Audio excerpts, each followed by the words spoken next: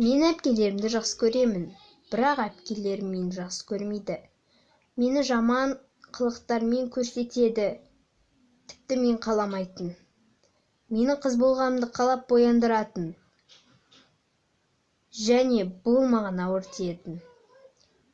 Ей, сен сэндвич жеп жатсың ба?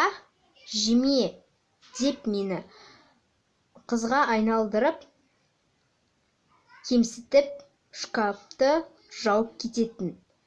Анашым бізді жақсы көреді, және күн сайын сэндвич береді. Әпкелерім мен жемейсің дейтін. Күн сайын солай. Анам біздің үйдің басшысы, яғни шатыр десек те болады. Әпкелер мен жамандаумен келеді. Олар мені қатты ұнатпайды. Мені ұрады. Мен бұлай өмір сүре алмаймын ғой. Ал айтып қойсам жаман болады. Анам мұны көрді, және де мені басқа жаққа апаруын өтінді. Мен енді жақсы жақта тұрамын, өте керемет, бірақ анамды сағынумен. Бірақ өкінішке орай досым жоқ. Барлығының телефондары бар. Менің сынық телефоным бар секілді, өзім суретке түсіп жүре беремін. Телефоным бар секілді отырамын.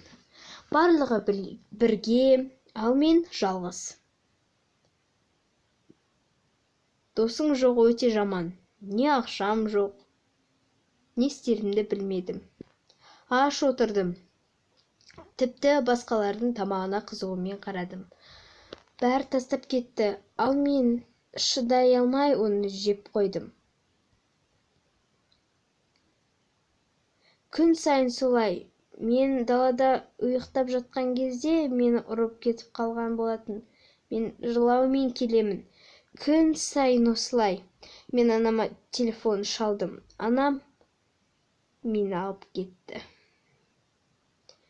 Мен не істерімді білмедім. Және де мені өте жақсы бір достық үйіне алып келді.